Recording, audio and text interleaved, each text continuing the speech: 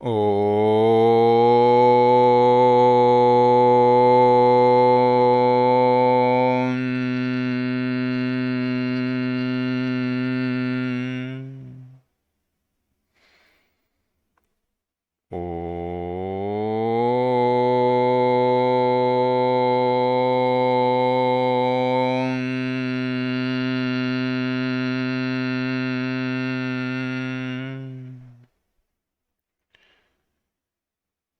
श्री गणेशाय नमः। श्री सरस्वत्यै नमः। श्री गुरुभ्यो नमः। श्रुतिस्मृतिपुराणानाम् आलयं करुणालयं नमामि भगवत्पाद शङ्करं लोकशङ्करं। शङ्करं शङ्कराचार्यं केशवं बादरायणं सूत्रभाष्यकृतौ वन्दे भगवन्तौ पुनः पुनः। ईश्वरो गुरुरात्मेति मूर्तिभेदविभागिने व्योमवद्व्याप्तदेहाय दक्षिणामूर्तये नमः।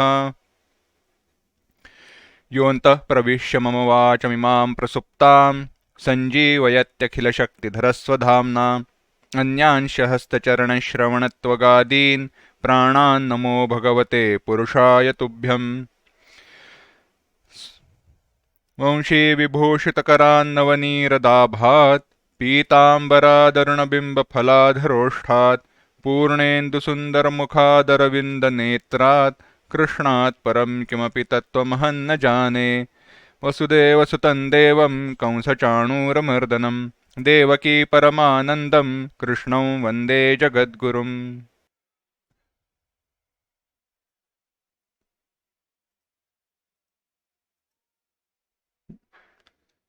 तो भगवद गीता के 12वें अध्याय का हम चिंतन कर रहे हैं। आज के चिंतन को शुरुआत करने के पूर्व 10वें श्लोक से लेकर केले नाही झालं का? अच्छा, एक मिनिट. ते चुकीचं हे झालं, ते वर खाली झालंय. ओके, क्षम्यताम. 12वें भगवद गीता के 12वें अध्याय का हम चिंतन कर रहे हैं। आज के चिंतन को शुरुआत करने के पूर्व 9वें श्लोक से लेके 14वें श्लोक तक एक साथ पढ़ेंगे। अथ चित्तं समाधातुं न शक्नोषि मयि स्थिरम् अभ्यासयोगेन ततो मामिच्छाप्तुं धनञ्जय अभ्यासेऽप्यसमर्थोऽसि मत्कर्म परमो भव मदर्थमपि कर्माणि कुर्वन् सिद्धिमवाप्स्यसि अथैतदप्यशक्तोऽसि कर्तुं मद्योगमाश्रितः सर्वकर्मफलत्यागं ततः कुरु यतात्मवान् श्रेयो हि ज्ञानमभ्यासात् ज्ञानाध्यानं विशिष्यते ध्यानात् कर्मफलत्यागस्त्यागाच्छान्तिरनन्तरम् अद्वेष्टा सर्वभूतानां मैत्रः करुण एव च निर्ममो निरहङ्कारः समदुःखसुखक्षमी सन्तुष्टः सततं योगी यतात्मा दृढनिश्चयः मय्यर्पितमनो बुद्धिर्यो मद्भक्तः स मे प्रियः।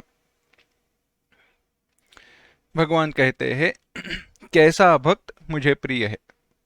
जब वह भक्त कहते हैं तो यहाँ पे अर्थ है जीवन मुक्त और सन्यासी। यह व्यक्ति कैसा है, किन लक्षणों से, किन गुणों से युक्त है, इसका विचार करते वक्त भगवान ने कहा कि जो संतुष्ट है, नित्य संतुष्ट रहता है, वह मुझे प्रिय है। अद्वेष्टा सर्वभूतानाम, सर्वभूतानाम अद्वेष्टा, किसी से भी वह द्वेष नहीं करता, किसी के भी द्वेष को किसी का भी वह द्वेष नहीं करता, किसी के प्रताड़ित होने पर दुख नहीं करता। इतना ही नहीं, इसका मन और इसकी बुद्धि मुझ में ही समाहित है, समर्पित है। इसका मन और बुद्धि दोनों मेरे लिए काम करते हैं। हमने उदाहरण देखा था, चिंतन किया था कि कोई एक व्यक्ति है, अपने मालिक का नौकर है, अपने पत्नी से अत्यंत प्रेम है, परंतु मालिक के द्वारा बुलाए जाने पर वहां पे चला जाता है। यानी काम तो कर रहा है अपने मालिक का, परंतु राग है, प्रेम है, अनुरक्त है अपने पत्नी पर। यानी मत चित्तः मत परः, इस पद का विचार करते वक्त हमने विचार किया था बुद्धिपूर्वक, बुद्धि के द्वारा किसके शरण में गया है? बुद्धि के द्वारा वह अपने मालिक के शरण में है, अपने स्वामी के शरण गया है, स्वामी के काम करता है, स्वामी को प्रमुख मानता है। परंतु चित्त कहां पे लगा हुआ है? चित्त लगा हुआ है अपने पत्नी की तरफ। इसी रूपक को अगर हम देखें, हमारे आध्यात्मिक जीवन में इसका प्रतिबिंब देखें, इसको अगर लगाएं, तो यह विचार हम कर सकते हैं, हमने बुद्धिपूर्वक यह जान लिया है कि भगवान सबसे श्रेष्ठ है। हमने यह मान लिया है कि परमात्मा के अलावा, परमात्मा के सिवा, परमात्मा को छोड़कर हमारी उन्नति के लिए, हमारी प्रगति के लिए, इतना ही नहीं, हमारी श्रेय के लिए, श्रेय यानी मोक्ष की साधना के लिए, मोक्ष की प्राप्ति के लिए, मोक्ष यह बड़ा शब्द है, छोड़ दो, आत्यंतिक दुख निवृत्ति और परमानंद की प्राप्ति।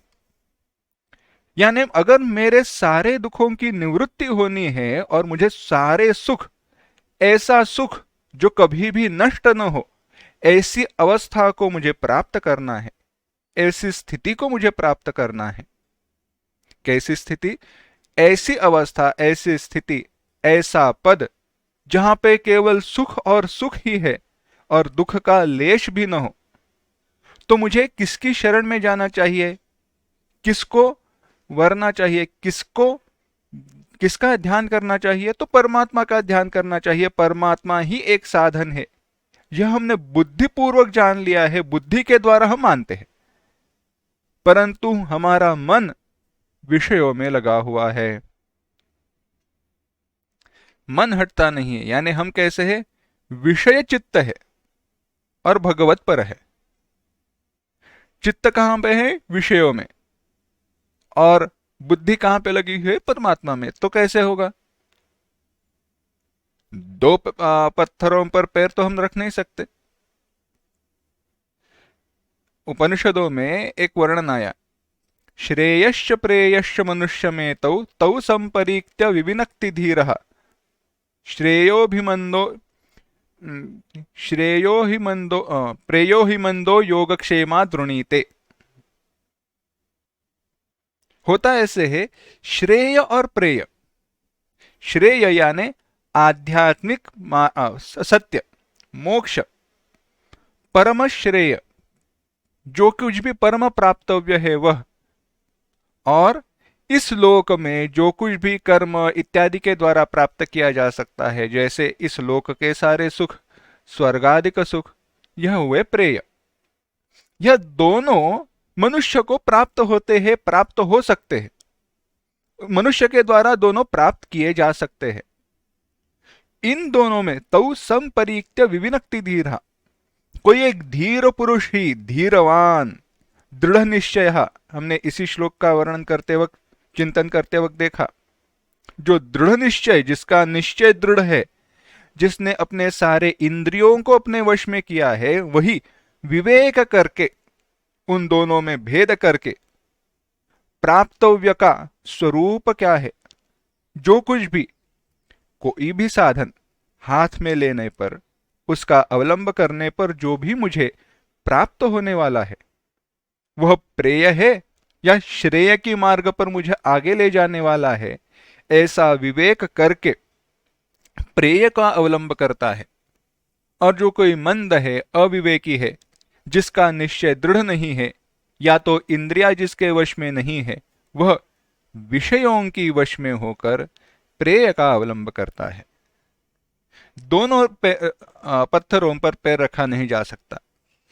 कैसे है? आगे उपनिषदों ने वर्णन किया, जैसे ये ऐसी अवस्था है जैसे नदी में बहने वाली दो नौवे दो भिन्न भिन्न मार्ग से जा रही हो। कभी कभी होता है ना, नदी का जो प्रवाह है वह भंग उसके दो भाग होते हैं। एक एक मार्ग से जाता है, एक तरफ जाता है, दूसरा दूसरी तरफ जाता है। एक मार्ग तो ऐसे ही श्रेय और प्रेय दोनों भिन्न, दो भिन्न दिशाओं में जाने वाले मार्ग है। उन दोनों मार्गों से समझो, नदी के जो दो मार्ग है उससे दो भिन्न नौवें जा रही है। दोनों पे पैर रखकर कोई आदमी, कोई व्यक्ति खड़ा है, तो क्या होगा? डूब जाएगा ना, नीचे गिर जाएगा नदी में, हो नहीं सकता। इसी प्रकार से दोनों एक साथ व्यक्ति को प्राप्त नहीं हो सकते। इसीलिए कैसे होना चाहिए? भगवान ने कहा मय्यर्पित मनोबुद्धि। जिसने अपना मन और अपनी बुद्धि दोनों को मुझ में समर्पित किया है, वही मेरा श्रेष्ठ भक्त है।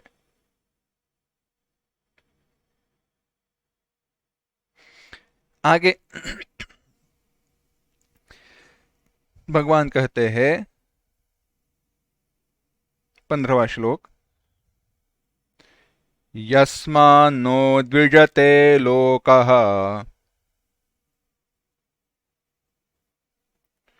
लोकान्नो द्विजते च यः हर्षामर्षभयोद्वेगैः मुक्तो यः स च मे प्रियः।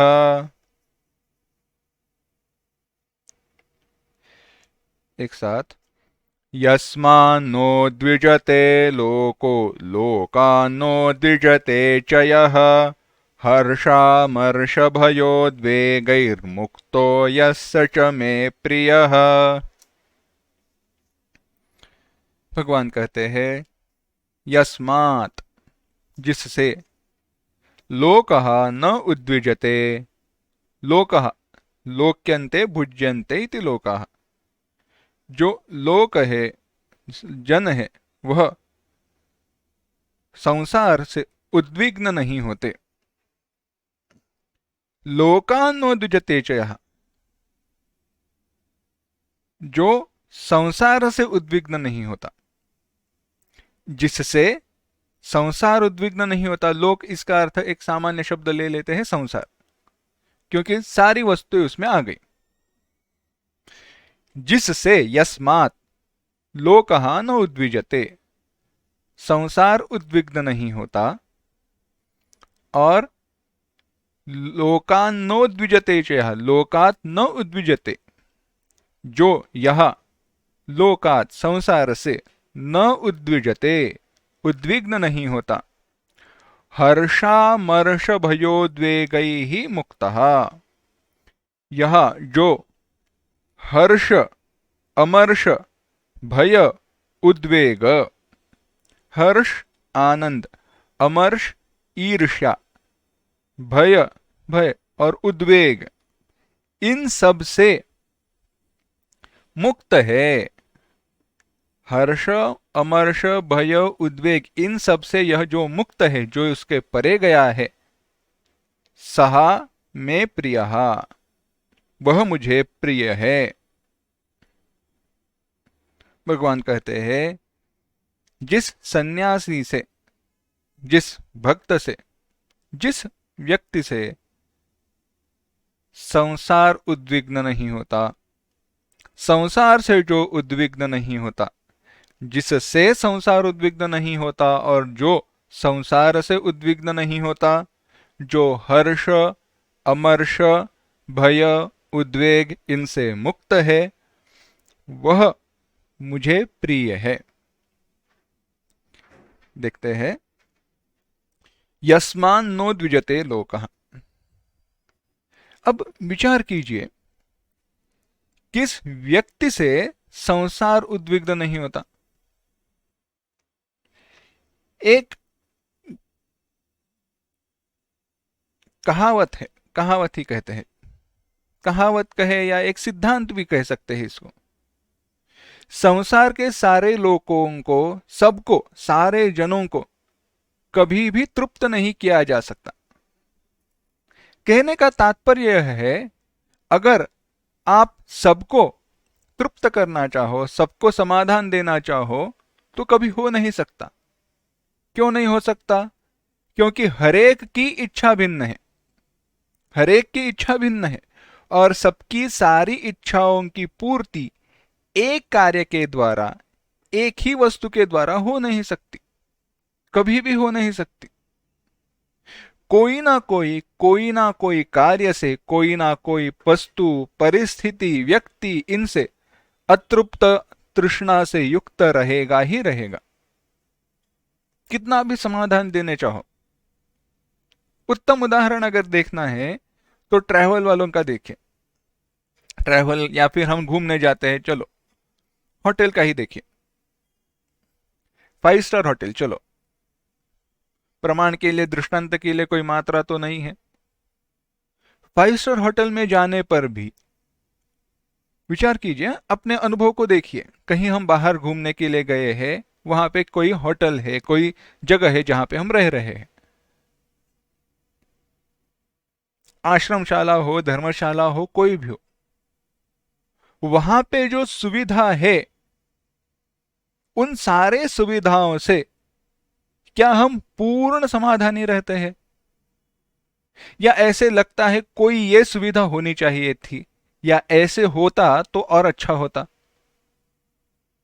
सूचनाएं रखे हुए रहते, कभी कभी बॉक्स, कोई ना कोई उस पर चिट्ठी डाल ही देता है।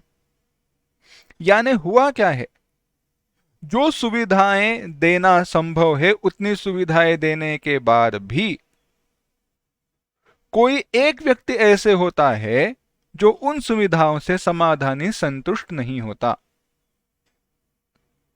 जैसे इस संतुष्टि के बारे में है, समाधान के बारे में है, वैसे ही कभी भी किसी भी व्यक्ति को मेरे द्वारा उद्वेग न हो, दुख प्राप्त न हो, ऐसे कभी हो नहीं सकता।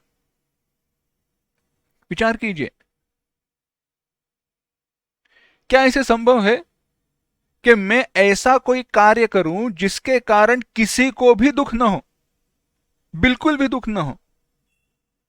बिल्कुल संभव नहीं है, क्योंकि मेरे द्वारा किए गए कर्म या कार्य के कारण कोई ऐसी वस्तु, ऐसी परिस्थिति का निर्माण होता है, ऐसी वस्तु का निर्माण होता है, ऐसे कार्य का निर्माण होता है जिससे कोई ना कोई दुखी हो, चाहे मैं इसकी इच्छा करूं या ना करूं। विचार कीजिए, चाहे वो अधिक लोगों के लिए किया गया कार्य हो, अधिक लोगों के भलाई के लिए किया गया कार्य हो, कोई भी हो। एक सामान्य सा विचार बताते हैं, सामाजिक है, समझो। एक रास्ता बनाना है, गांव से बड़ा रास्ता जाना है, उस रास्ता बनाना है। अब रास्ता तो हवा में बना नहीं सकते, अगर रास्ता बनाना है, उस मार्ग को बनाना है, तो मार्ग के लिए जगह चाहिए, और अब उस जगह की प्राप्ति के लिए क्या करना आवश्यक है? उस मार्ग में जो कोई भी जमीन है उसको प्राप्त करना आवश्यक है, परंतु जमीन तो अपनी होती नहीं है। तो सरकार क्या करती है, जहां वहां पर रहने वाले जो लोग हैं या जिसकी जमीन है, उसको उसका जो भी मूल्य है वह दे देती है। परंतु कभी कभी कोई उस मूल्य से समाधानी होता है, कोई समाधानी नहीं होता। उसमें हम उत्तम मूल्य का विचार कर रहे हैं, हम उसमें बाकी कोई भी कंट्रोवर्सीज वगैरह दे नहीं रहे, हम एक आइडियल सिचुएशन का विचार कर रहे हैं, उत्तम परिस्थिति का। अब उत्तम मूल्य की प्राप्ति होने पर भी मेरी जो दादा परदादा की जमीन है उसे मुझे छोड़ना पड़ रहा है, इसका तो दुख है।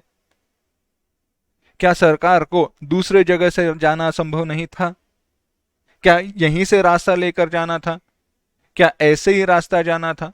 हाँ, रास्ता बनना चाहिए, यह मुझे पसंद है, मान्य है, मैं जानता हूं कि रास्ता आवश्यक है। अगर रास्ता बन जाएगा तो इस गांव में, इस जगह पर अनेक सुविधाएं उपलब्ध हो जाएगी, व्यापार के लिए अनेक अनेक काम उपलब्ध हो जाएंगे, व्यापार बढ़ेगा, लोगों का आना जाना बढ़ेगा, इत्यादि सब कुछ मान्य होने पर भी उस निर्णय से कि यहां से रास्ता जाएगा, उससे मैं सुखी नहीं हूं, कहीं ना कहीं उद्वेग है। यानी किया गया कार्य योग्य है, परंतु कोई तो व्यक्ति दुखी है। तो अब विचार करने का मेरा प्रश्न यह है, आते हैं विषय पर। मेरा प्रश्न यह है, क्या ऐसे संभव है कि हम कोई कार्य करें, या कोई भी व्यक्ति ऐसी व्यक्ति का होना संभव है कि जिससे किसी को भी दुख नहीं हुआ? हम हमारे सामान्य व्यक्तियों की बात तो हम दूर ही रख देते हैं, छोड़ ही देते हैं। संतों का विचार कीजिए। हरेक संत के जीवन में ऐसी कोई ना कोई व्यक्ति हुई है जिसने उसका द्वेष किया है, जिस व्यक्ति ने उस संत का, उस साधु महात्मा का द्वेष किया है, उस व्यक्ति को उस साधु महात्मा से उद्वेग प्राप्त हुआ है। तो क्या हम कह सकते हैं कि भगवान कह रहे हैं वह बात मिथ्या है, वह बात सही नहीं है? ऐसा संभव ही नहीं है। कोई ऐसे सन्यासी हो, कोई ऐसा व्यक्ति हो, कोई ऐसा जीवन मुक्त हो, कोई ऐसा संत हो कि जिसके द्वारा संसार को कभी दुख ही प्राप्त न हुआ हो। तो भगवान ने कहा है तो बात सत्य है, परंतु दोष हमारी चिंतन में है। जो पूर्व पक्ष, जो प्रश्न उपस्थित किया गया है वह संपूर्ण सत्य है, क्योंकि यह हमारा व्यावहारिक अनुभव है।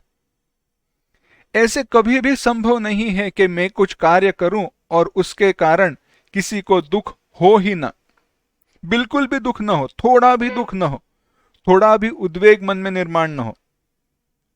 परंतु बात ऐसी है, वह उद्वेग कारण कौन है इसका विचार कीजिए। उस उद्वेग का कारण कौन है इसका विचार कीजिए। या मैं स्वयं हूं, या उस व्यक्ति की मनस्थिति, अवस्था और उस व्यक्ति का उस परिस्थिति को देखने का जो दृष्टिकोण है, जो उसकी बुद्धि है, जो उसकी दृष्टि है, वह है। विचार कीजिए।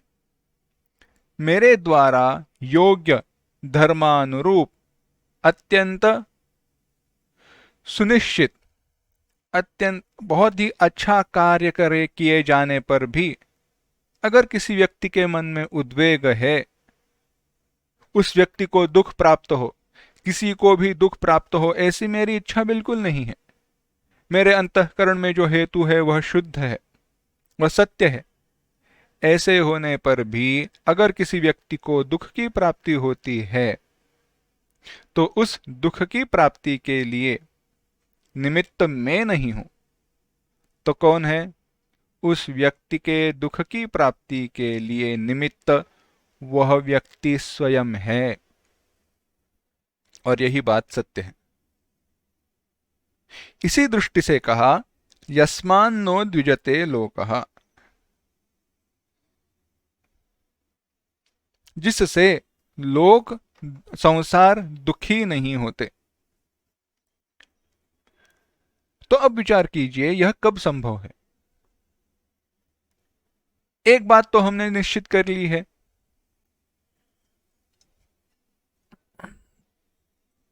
एक बात की हमने निश्चित की है कि यह व्यक्ति स्वयं किसी को दुख पहुंचाना नहीं चाहता। यह इसका पूरा ख्याल रखता है कि मेरे द्वारा जाने अनजाने में किसी को भी दुख न पहुंचे। परंतु कोई व्यक्ति दुख मानना ही चाहता है उसे, तो यह व्यक्ति कुछ नहीं कर सकता। यह साधु पुरुष कुछ नहीं कर सकता। संत महात्माओं ने उन व्यक्तियों को जिन्होंने उनका द्वेष किया, उन सबको माफ कर दिया, क्षमा कर दी, कभी भी उनका द्वेष नहीं किया। यस्मात् नो द्विजते लोकः, जिससे संसार दुखी नहीं होता।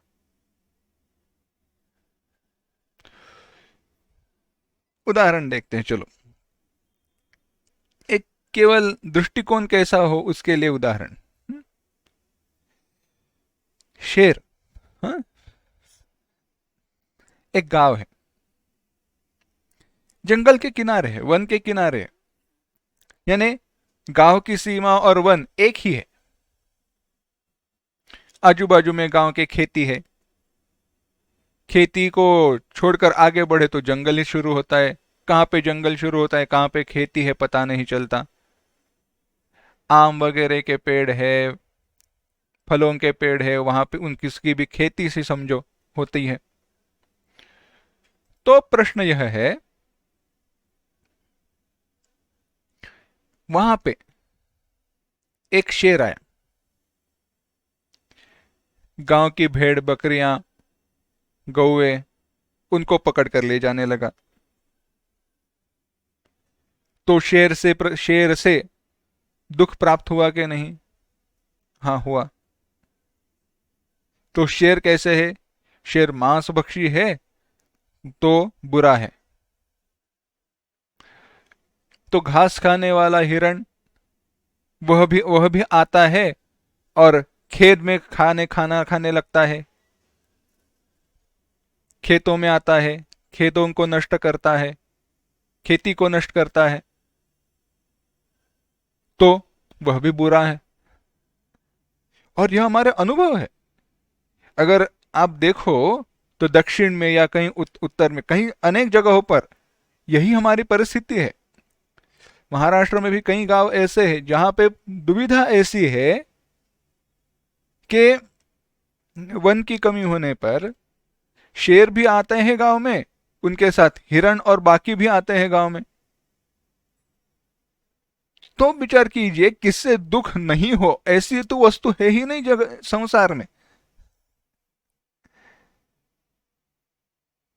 परंतु ऐसी एक व्यक्ति है, संत महापुरुष, वह स्वयं कभी भी दुख देंगे नहीं। हमारी दृष्टि, हमारा विचार हमें दुख देता है। अस्तु, आगे कहा, जो संसार से दुख को प्राप्त नहीं होता। अब संसार से किस व्यक्ति को उद्वेग हो?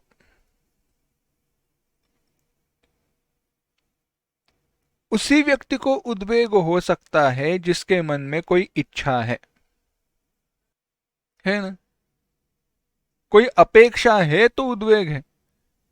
अगर अपेक्षा ही न है तो क्या होगा? अपेक्षा ही न है तो उद्वेग हो ही नहीं सकता। इसीलिए जो संसार से उद्वेग को प्राप्त नहीं होता। एक बड़ा अच्छा उदाहरण हमारे गुरुजी ने एक बार बताया था। कहने लगे कि मित्र है हमारा, अच्छा खासा मित्र है,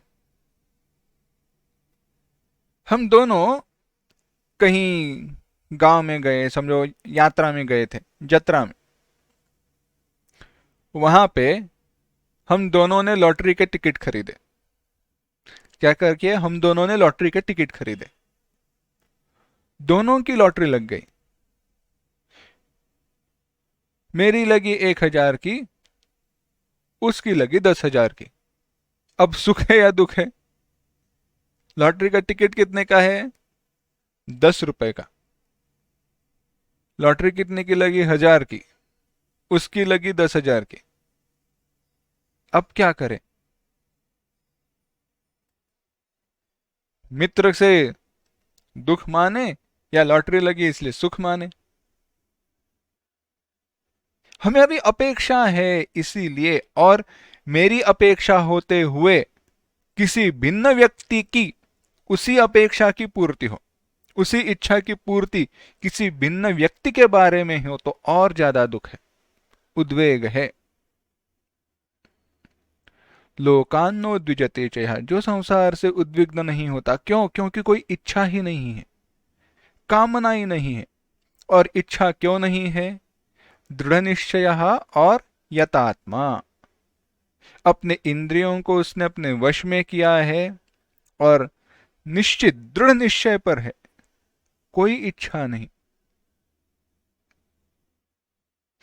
इसीलिए यह व्यक्ति हर्ष, अमर्ष, भय, उद्वेग इनसे मुक्त है।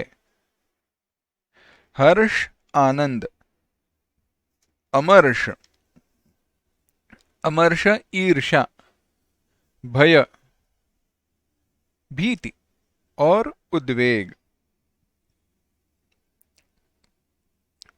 हर्ष क्या है? प्रिय वस्तु के लाभ के कारण, इच्छित वस्तु, अत्यंत प्रिय वस्तु की लाभ प्राप्ति के कारण हृदय में जो उत्साह निर्माण होता है उसे कहते हैं हर्ष। अमर्ष, जो असहिष्णुता है उसे कहते हैं अमर्ष।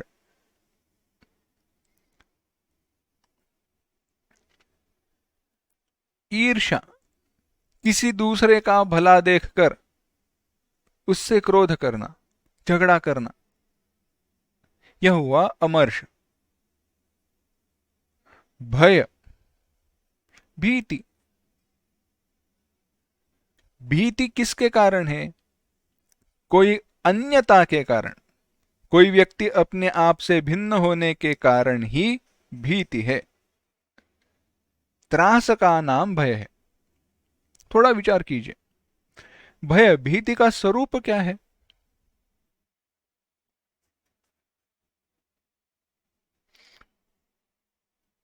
भय का देखो,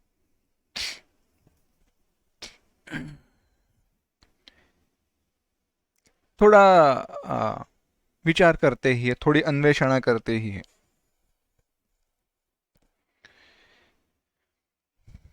भय का हेतु, भय का स्वरूप, इन सब का कोई भी एक भय लीजिए।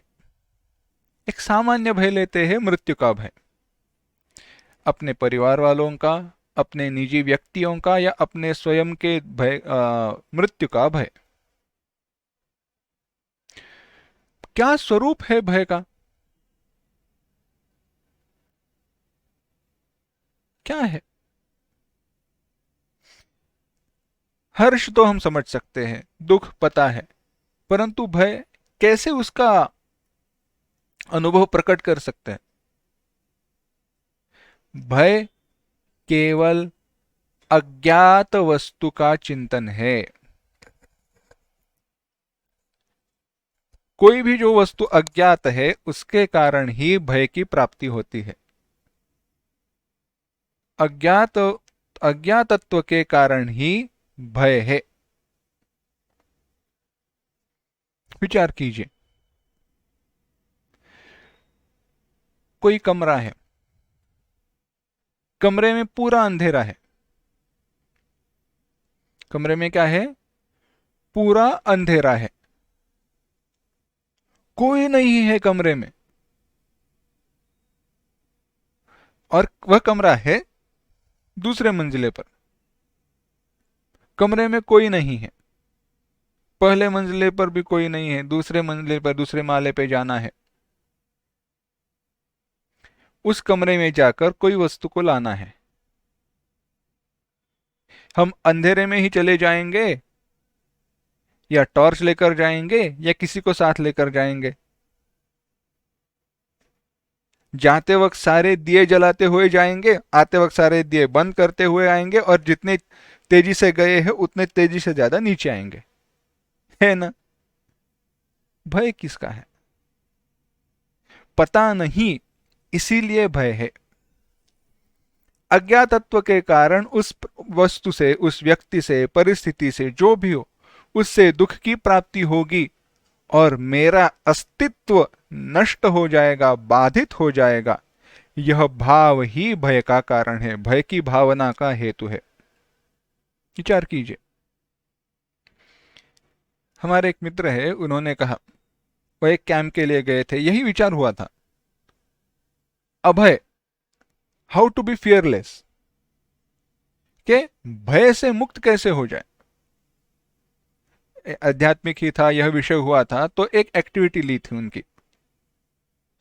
तो उनके स्वामी जी ने, उन्होंने क्या किया, एक जगह पर सुबह घूमने के लिए गए थे, आजू बाजू में ही जंगल जैसा था, वहां पे घूमने के लिए गए थे, देखा कि कोई नहीं है, प्राणी वगैरह कोई नहीं रहते वहां पे। और कैसे था वो, कंपाउंड में ही था ऐसे, वो जो आश्रम था उसके एरिया में ही था, बाहर भी नहीं था, यानी ऐसे ही कोई आए जाए वैसे कुछ नहीं था। रात में स्वामी जी ने कहा, सबके लिए एक चैलेंज या फिर एक्टिविटी जैसे है, क्या करना है, वहां से लेकर निकलकर, वहां से आगे चलकर, उन जो जंगल जैसी एरिया थी, वह जो था रास्ता, वहां से एक रास्ता जा रहा था, उस रास्ते से चलकर उसके अंत में जाना है, और वहां पे कुछ रुमाल रखे हुए हैं, उनको उठाकर वापस आना है, और सबको करना ही है। कोई कब करे कैसे करे हर एक के ऊपर निर्भर करता है, परंतु सबको करना ही है। अंधेरे से जाकर वहां पे जाना है, वस्तु को उठाकर लेकर आना है, बस रास्ता बना हुआ है। यहाँ पे पेड़ पौधे है, कोई गड्ढा है, कोई बात नहीं है। ऐसे होते हुए भी मित्र कह रहा था कि झाड़ियों से जाते वक्त मन में डर लग रहा था, कोई आए, क्या होगा, कैसे होगा। यह सब कुछ होने के बाद स्वामी जी ने कहा, भय क्यों महसूस हुआ। सुबह हम जाकर आए थे, हमने देखा था कोई आता जाता नहीं है उस रास्ते से, रात में भी कोई किसी के होने की संभावना नहीं है, परंतु फिर भी मन में भय क्यों है। मन में भय है क्योंकि मैं सबसे अपने आप को भिन्न समझता हूं। मैं मूलक उठा रहा, मैं भय के मूल की तरफ जा रहा हूं। इसका अर्थ यह नहीं मुझे भय नहीं है। भय किसको नहीं है, जो जगत को अपने आप से भिन्न नहीं देखता, उसी को कोई भय नहीं है।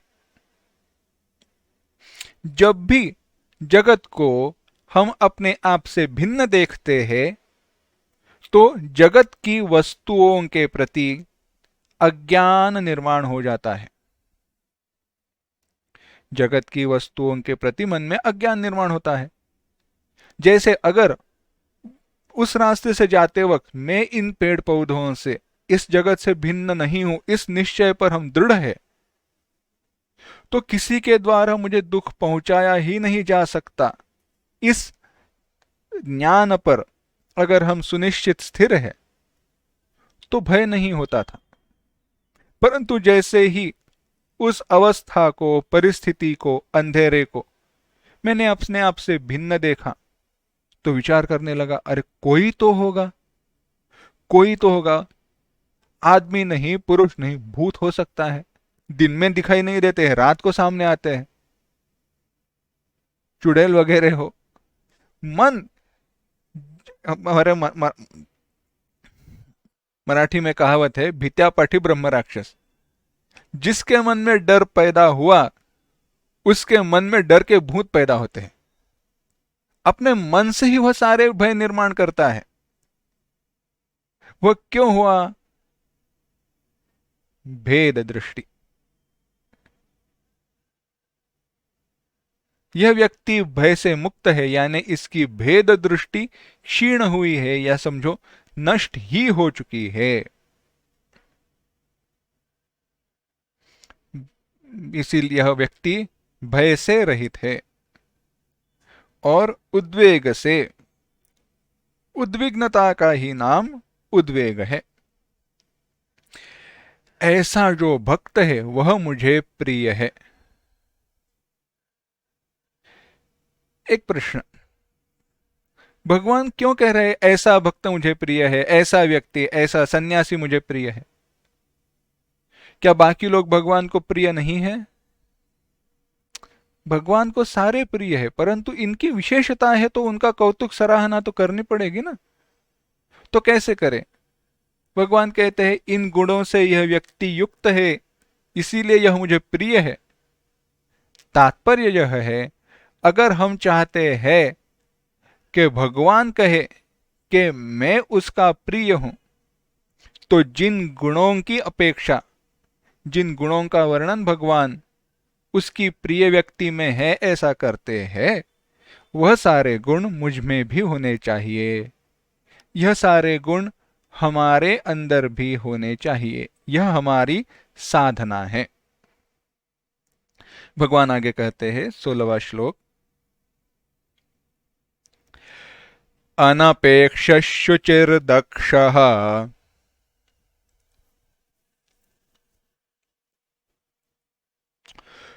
उदासीनो गतव्यथः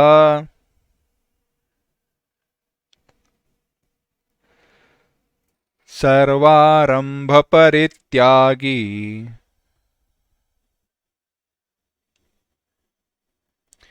यो मद्भक्तः स मे प्रियः।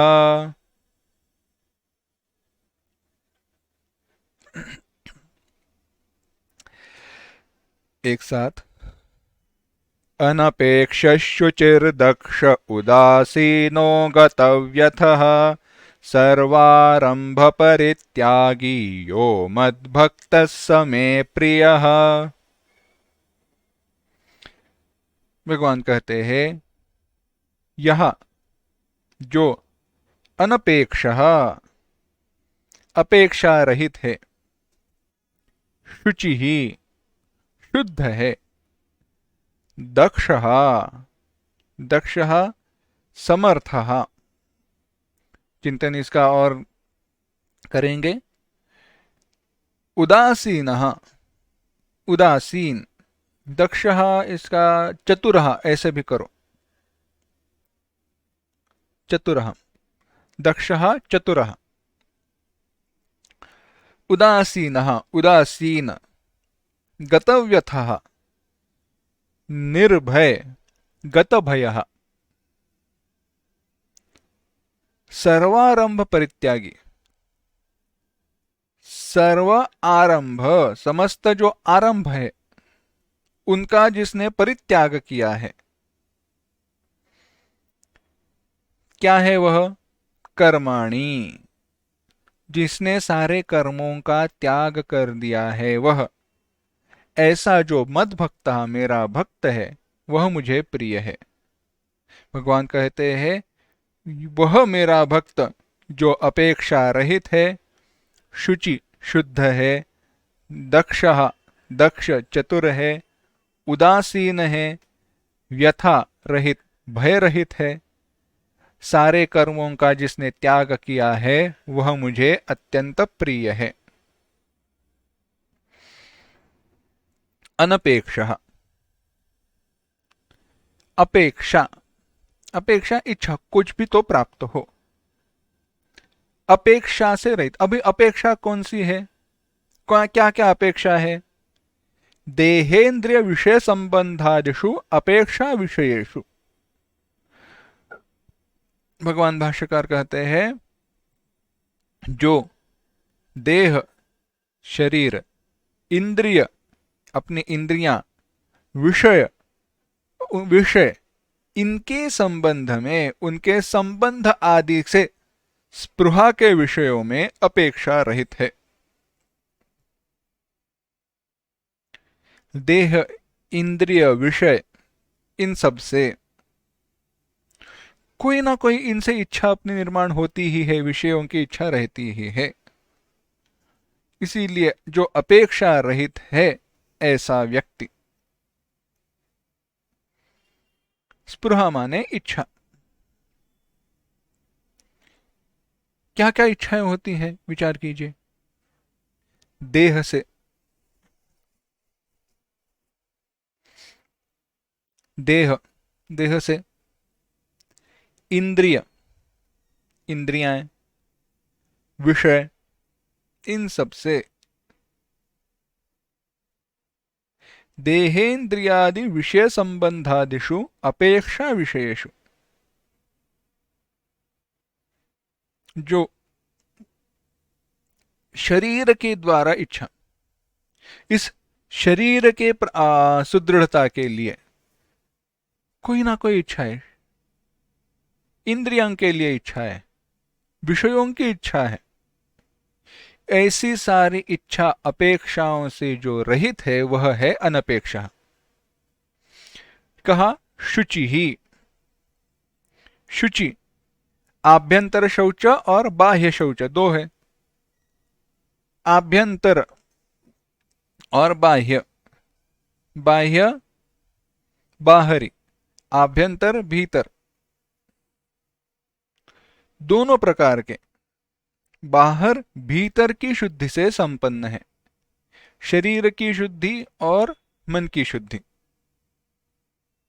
दोनों से युक्त है। और यह एक विचार करने की बात है।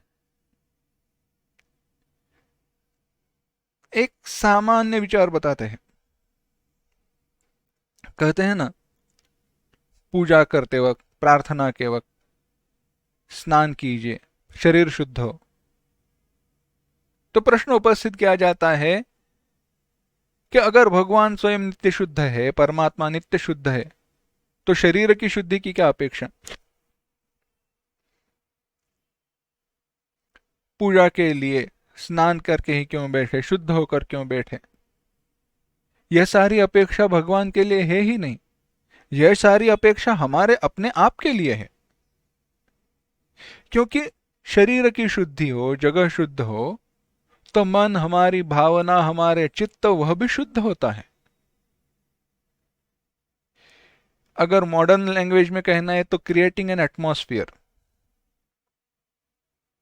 उसके जो परिणाम है वह व्यापक है।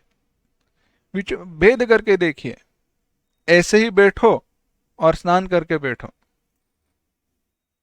काफी फर्क महसूस होता है। क्यों? शुचिता का, शुद्धता का परिणाम है। देखिए, दूसरा उदाहरण देते हैं, एक सामान्य है। एक शुद्धि, बाह्य शुद्धि कैसे आवश्यक है? समंदर, समुद्र है ना, हमें तो पास में ही है, मुंबई में। आप जुहू बीच पर जाओ, जाते हैं लोग, परंतु वहां पे जाकर समंदर को कम देखते हैं, भेलपुरी वाले को ज्यादा देखते हैं। हाँ, बैठते हैं लोग, हवा का मजा लेते, बाकी सब कुछ ठीक है। परंतु वही समंदर लक्षद्वीप, मालदीव्स, अंडमान, केरल, यहाँ पे सिंधुदुर्ग, यहाँ पे भी है, गोवा, परंतु वहां पे लोग जाते हैं तो खूब समंदर में नहाते हैं। ऐसा क्यों? क्या फर्क है ना? वर्जिन बीच कहते हैं, अनटच्ड, जहां पे कोई भी पोल्यूशन नहीं है। अब यही भेद है। ऐसे समंदर की तरफ हम देखना भी नहीं चाहते हैं जो अशुद्ध है, जहां पे गंदगी है, वहां पे हम जाना भी नहीं चाहते। समंदर तो समान है, पानी तो पानी है, बीच तो किनारा तो किनारा है, रेत भी वैसी ही है। भेद कहां पे हुआ? जहां पे अशुद्धियां है वहां पे मन शुद्ध नहीं होता, मन का प्रवाह, मन की भावनाएं बदल जाती है।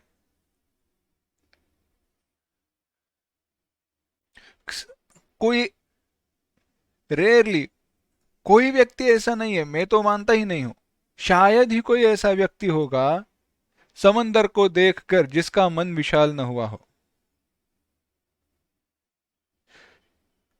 समंदर किनारे गया है और समंदर को देखकर हाथ फैलाकर उसको अपने बाहुओं में, अपने भुजाओं में लेने की भावना जिसकी ना हुई हो,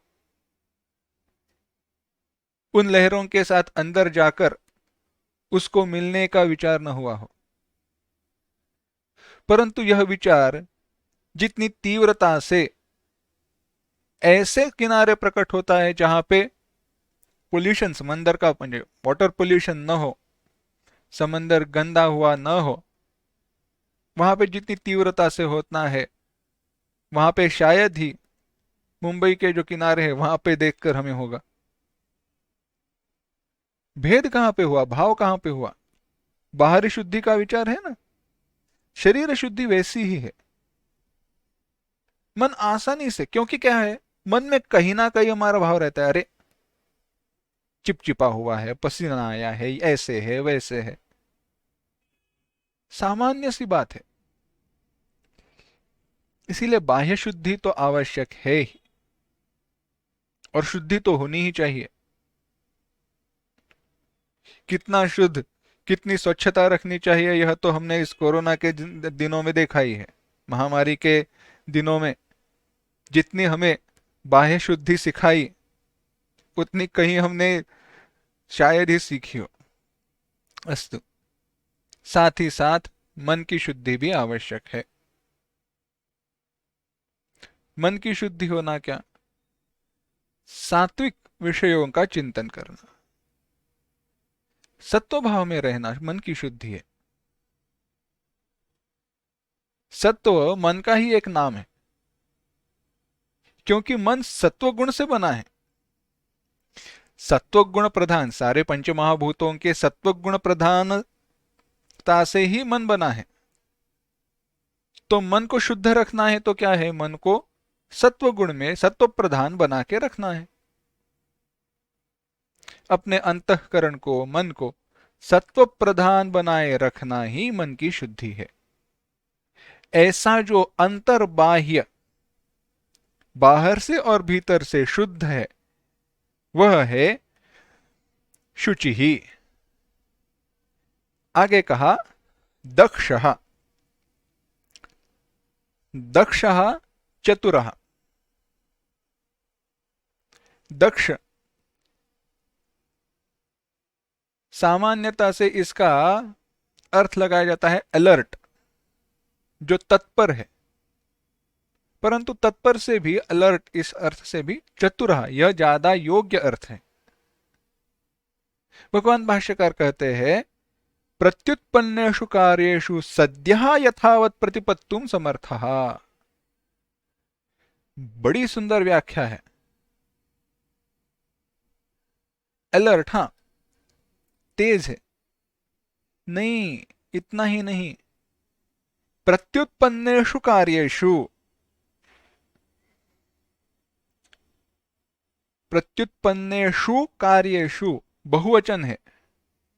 अचानक से अनेक कार्य उपस्थित होने पर, कार्य उपलब्ध होने पर, कर्तव्यों की प्राप्ति होने पर, जो उन सारे कर्तव्यों को करने में, उनमें तुरंत कर्तव्य को निश्चित करने में जो समर्थ है, वह चतुर है।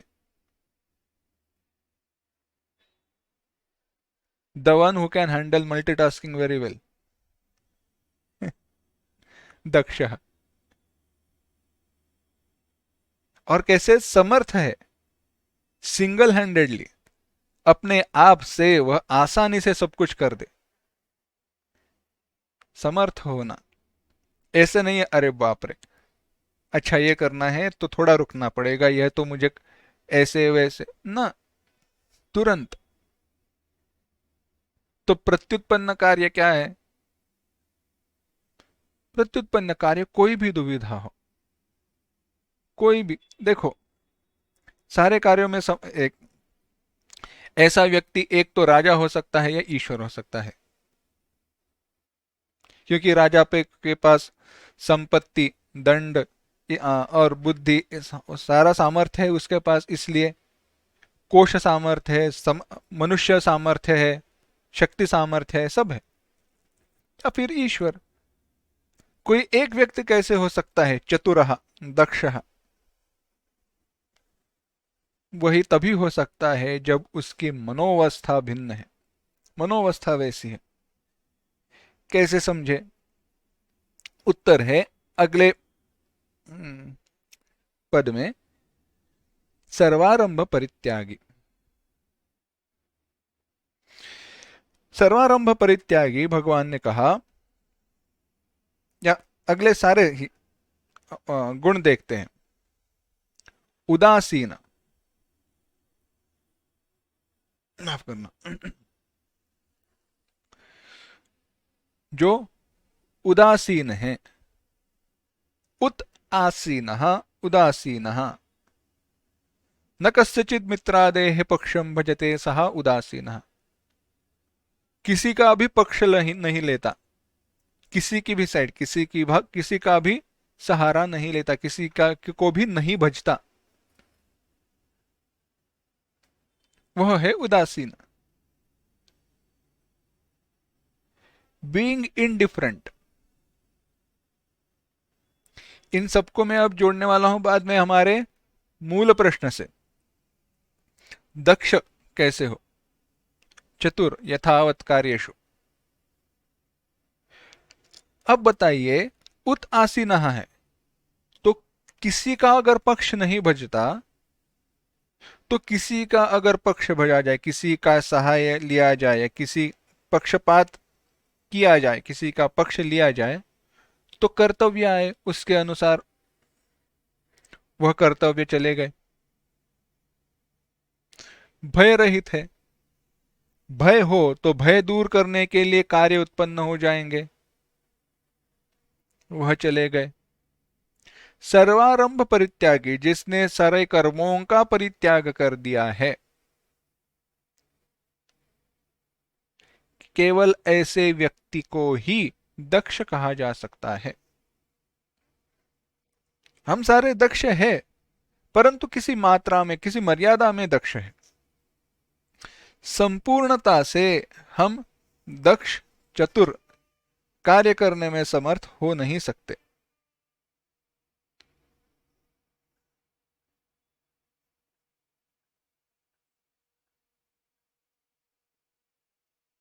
तो अब और विचार करते हैं, इसी का अर्थ क्या हुआ। प्रत्युत्पन्नेषु कार्येषु, मैं अब सूक्ष्म जा रहा हूं। प्रत्युत्पन्नेषु कार्येषु, भगवान भाष्यकार कहते, कर्तव्यों की प्राप्ति होने पर तुरंत जो यथार्थ कर्तव्य को निश्चित करने में समर्थ है, वह दक्ष है। इस जीवन की प्राप्ति होने पर अनेक सारे कर्तव्य हमें प्राप्त होते हैं।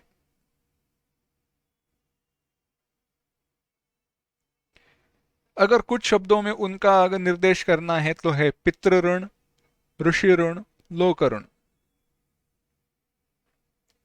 पितृ ऋण, अपने माता पिताओं के प्रति हमारा जो ऋण है, कर्तव्य है, वह। ऋषि ऋण, ऋषि ऋण हमारे जो गुरुजन है, इस जगत में अभी आधुनिक दृष्टि से देखा जाए तो जिन्होंने हमें भौतिक विद्या दी, इस जगत के जीने के लिए जो भी विद्या दी वह, या हमारे जो भी आध्यात्मिक गुरु है, हमारे जो ऋषि मुनि है, उनके प्रति, क्योंकि उन्होंने हमें जीने का मार्ग बताया, आध्यात्मिक मार्ग में पर चलने का एक साधन, एक मार्ग बताया। और लोक ऋण, अगर आजू बाजू के लोग ही न होते, या अर्थव्यवस्था न होती, यह सारा जगत न होता, जहां पे हम रह रहे हैं वह वैसी परिस्थिति अनुकूल नहीं होती, तो कुछ भी हम कर नहीं सकते थे। तो ऐसे सारे ऋण हमारे ऊपर है, तो उनके प्रति हमारा कोई कर्तव्य हो जाता है। परंतु सबसे बड़ा कर्तव्य है इस नरदेह, इस मनुष्य देह की प्राप्ति पर भगवान ने हमें बताया कि अब तो मेरे प्राप्ति के लिए प्रयास करो। मनुष्य देह की प्राप्ति हुई है तो क्या करो। अगर मनुष्य देह की प्राप्ति हुई है तो मोक्ष के प्राप्ति के लिए प्रयास करो। तो अनेक सारे कर्तव्य प्राप्त हुए, तो उन सारे कर्तव्यों की पूर्ति करनी आवश्यक हुई। परंतु सारे कर्तव्यों की प्राप्ति होने पर, सारे कर्तव्यों की प्राप्त पूर्ति करते हुए जो यथार्थ कर्तव्य है, मोक्ष की प्राप्ति, जो परम पुरुषार्थ है, उस पुरुषार्थ की, उस कर्तव्य की पूर्ति करने में जो समर्थ है, उसे कहते हैं दक्षः चतुरः। जो समर्थ है वह।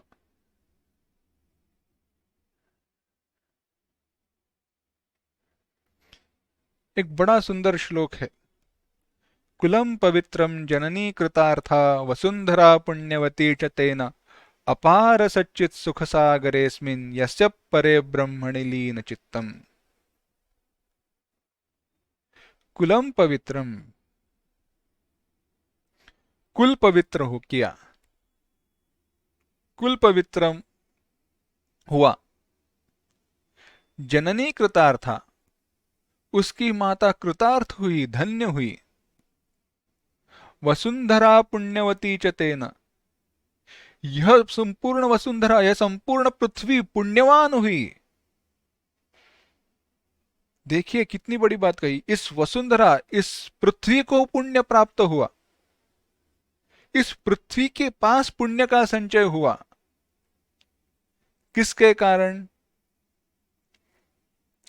तेन, उसके कारण, जिसका मन यस्य परे ब्रह्मणि लीन चित्तम अपार सच्चित सुख सागरेस्मिन्, अस्मिन्, इस अपार सच्चित सुख सागर, सच्चिदानंद का जो समुद्र है, अनंत, अनंत कोटि ब्रह्मांड नायक हम कहते हैं ना, वैसे इस परमात्मा में, ब्रह्म में जिसका मन लीन हो चुका है, यानी जिसने मोक्ष की प्राप्ति की है, उसको सब कुछ प्राप्त हुआ। ऋषि ऋण, मातृ ऋण, लोक ऋण, सब।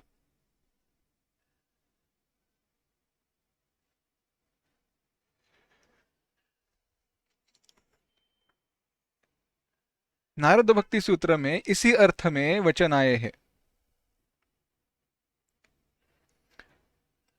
मोदन्ते पितरः, उसके जो पितर है,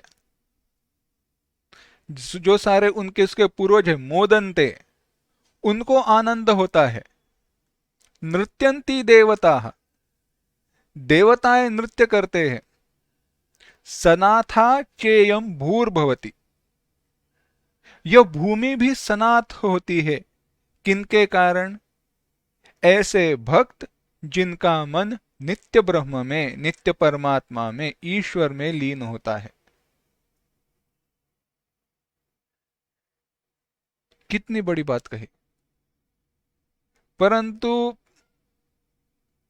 बात ऐसी है, क्या ऐसे कर्तव्य की पूर्ति करने में हम समर्थ है या नहीं है? दक्ष इस शब्द का अर्थ इतना गहरा है। केवल मैं स्पर्श कर पा रहा हूं, परंतु विचार कीजिए, दक्ष होना, हर कर्तव्य की प्राप्ति होने पर परम कर्तव्य क्या है और परम कर्तव्य की दृष्टि से मुख्य कर्तव्य क्या है, यह विचार करने में समर्थ होना और कर्तव्य की पूर्ति करना,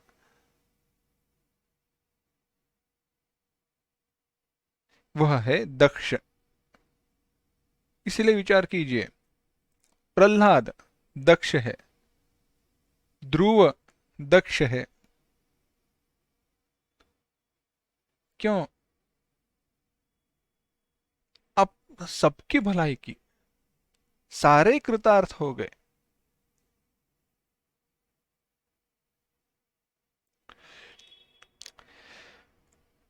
आगे क्या कहा? सर्वारंभ परित्यागी, सर्वारंभ परित्यागी। इस आरंभ को, कर्तव्य को कर्म क्यों कहे? तो कहा, भगवान भाष्यकार उसकी व्याख्या करते, आरभ्यन्ते इति आरंभाः। आरभ्यन्ते, जो आरंभ किए जाए उनका नाम आरंभ है, जिनको शुरू किया जाए उनका नाम है आरंभ।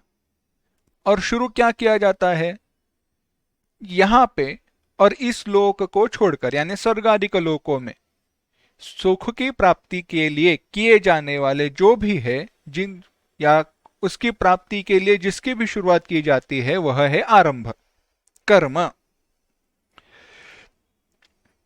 और कामना हेतुक जो भी सारे कर्म है उनका नाम है सर्वारंभा। कामना के हेतु, इच्छा के हेतु, अनिच्छा नहीं, इच्छा के साथ सहेतुक किए जाने वाले जो भी कर्म है उनको कहा आरंभा। ऐसे जो सारे कर्म हैं,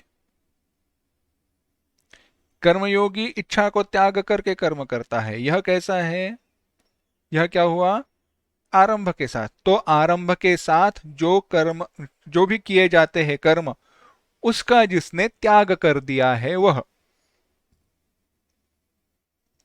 यानी बचे क्या, केवल आवश्यक कर्तव्य कर्म, आवश्यक अत्यंत आवश्यक। सन्यासी का विचार है, इसी उसके लिए कहा स्नान भिक्षा अटन। परिव्राजक स्नान शरीर की शुद्धि के लिए, भिक्षा शरीर की पोषण के लिए, अटन जगह पर घूमते रहो। क्यों, एक जगह पर रहकर उससे आसक्ति न हो और जगह जगह पर घूमते रहो तो सारे लोगों के अपने बुद्धि का, अपने गुणों का फायदा होते रहे। ऐसा जो भक्त है भगवान कहते हैं वह मुझे प्रिय है। आगे भगवान कहते हैं 17वां श्लोक, यो न हृष्यति न द्वेष्टि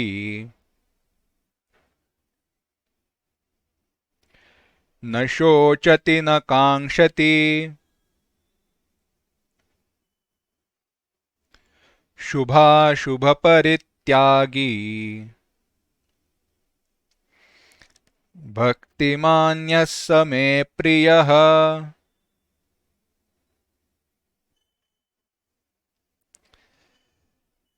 एक साथ, यो न हृष्यति न द्वेष्टि न शोचति न कांक्षति शुभाशुभ परित्यागी भक्तिमान्यः स मे प्रियः। भगवान कहते हैं यह जो न हृष्यति, हर्षित नहीं होता, न द्वेष्टि, द्वेष नहीं करता, न शोचति, शोक नहीं करता, न कांक्षति, इच्छा नहीं करता, यह शुभाशुभ परित्यागी, शुभ और अशुभ से परे गया है, शुभ और अशुभ का जिसने त्याग किया है। भक्तिमान, जो भक्तिमान मनुष्य है वह मुझे प्रिय है। शब्दों की पुनरावृत्ति है, विचारों की पुनरावृत्ति है। भगवान कहते हैं जो हर्षित नहीं होता, जो द्वेष नहीं करता, जो इच्छा नहीं करता, जो शुभ अशुभ के परे गया है, ऐसा जो भक्तिमान पुरुष है वह मुझे प्रिय है। इष्ट वस्तु के प्राप्ति में जो हर्षित नहीं होता, हमने एक विचार किया है प्रभु श्री राम जी का। इष्ट वस्तु की, अनिष्ट की प्राप्ति में द्वेष नहीं करता, जैसे प्रभु श्री राम जी। वनवास की बात सुनकर दुख नहीं हुआ, द्वेष नहीं किया, और राज्याभिषेक की बात सुनकर हर्ष नहीं हुआ, प्रसन्नता उनका मुख वैसे के वैसे ही रहा। क्यों, न कांक्षति, कोई इच्छा ही नहीं है। इच्छा हो तो प्राप्ति का सुख है, अप्राप्ति का दुख है। इच्छा ही नहीं है तो न प्राप्ति का सुख है न गए का दुख है। न शोचती, शोक ही नहीं करता। ऐसे व्यक्ति को शोक कब हो, क्यों हो? जिसका कुछ अपना नहीं है। बड़ा सुंदर वचन है जनक जी महाराज का। मिथिलायां प्रदीप्तायां न मे किंचन दह्यति।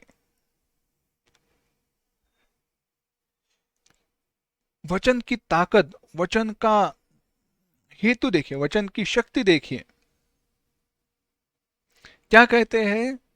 संपूर्ण मिथिला, मेरा संपूर्ण राज्य जल जाने भर, जलते हुए भी मेरा कोई नहीं नष्ट हो रहा। हुआ ऐसे था, वह प्रवचन में थे, वह गुरु के सामने बैठे थे। कथा का विस्तार नहीं करूंगा। कहा कि जनक जी महाराज के पास उनका सेवक आया। पाठ चल रहा था, जनक जी महाराज सुन रहे थे। कहा कि मिथिला नगर के बाहर आग लगी है, नगर की तरफ बढ़ रही है। महाराज जी ने संदेश दिया कि पानी लेकर सब कुछ तैयारी कर दो। आग आगे बढ़ते आई। कहा लोगों को बाहर लेकर जाए। सारे निर्देश जैसे सेवक कोई बात लेकर आता था यह बता देते थे। संपूर्ण मिथिला को आग लग गई, और जहां पे यह कथा चल रही थी, जहां पे वह पाठ चल रहा था, वहां पर आई। बाकी लोग भागकर चले गए, राजा वहीं पे बैठे रहे। लोग गए, देखा तो आग वगैरह कुछ नहीं, आग तो केवल माया थी। गुरु जी ने ही निर्माण की थी कि लोगों को पता चले जनक जी महाराज का श्रेष्ठत्व कितना है, उनकी श्रेष्ठता क्या है। बाद में गुरु जी ने पूछा कि जनक जी महाराज से, क्या हुआ, आप क्यों नहीं गए? जनक जी महाराज ने कहा, मिथिलायाम प्रदीप्तायाम न मे किंचन दह्यति। मैं तो इसका सेवक हूं, जो कुछ भी कर सकता हूं, जो कुछ भी मेरे क्षमता में है, वह सब कुछ करने के बाद मेरा कुछ नहीं नष्ट हो रहा। न शोचति। बड़ा पावरफुल स्टेटमेंट, बड़ा शक्तिपूर्ण वचन है। अगर जीवन में उतार सके तो उतारने का प्रयास कीजिए। सारे कर्तव्यों की करने के बाद, पूर्ति के बाद, जो भी कर्म कर सकते हो करने के बाद, न मे किंचन दह्यति, मेरा कोई नष्ट नहीं हो रहा है। क्या यह इस जगत में मेरा जो नष्ट हो जाए, जो कभी मेरा था नहीं, जो कभी मेरा होगा नहीं। हम तो केवल ख्याल रखने वाले हैं, केयरटेकर। हमारी शक्ति के अनुसार सारा ख्याल रखा जाए।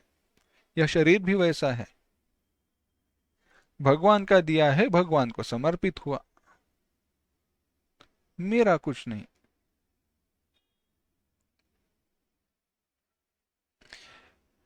शुभाशुभ परित्यागी, शुभाशुभे कर्मणि, जिसने शुभ और अशुभ सारे कर्मों का त्याग कर दिया है, सर्वारंभ परित्यागी, वही कहा, यहाँ पे शुभाशुभ कहा। अब जिसके लिए धर्म अधर्म रहा ही नहीं, क्योंकि धर्म और अधर्म, योग्य और अयोग्य जीव के लिए है। जो ब्रह्म स्वरूप हुआ है, जो भगवान भगवत चरणों में लीन नहीं कहूंगा, क्योंकि भगवत चरणों में लीन होना तो जो व्यक्ति मृत हुआ है उसके बारे में हम सहसा कहते हैं। कहूंगा जिसका मन भगवान में लीन हुआ है, ऐसा व्यक्ति भगवान कहते हैं मुझे प्रिय है। थोड़ा इसका और विचार करेंगे, बाकी गुणों का भी चिंतन करेंगे, परंतु वह हम अगली बार करते हैं। ओम असतो मा सद्गमय, तमसो मा ज्योतिर्गमय, मृत्योर्मा अमृतंगमय। ओम शांति शांति शांति। हरि ओम। श्री गुरुभ्यो नमः। हरि ओम।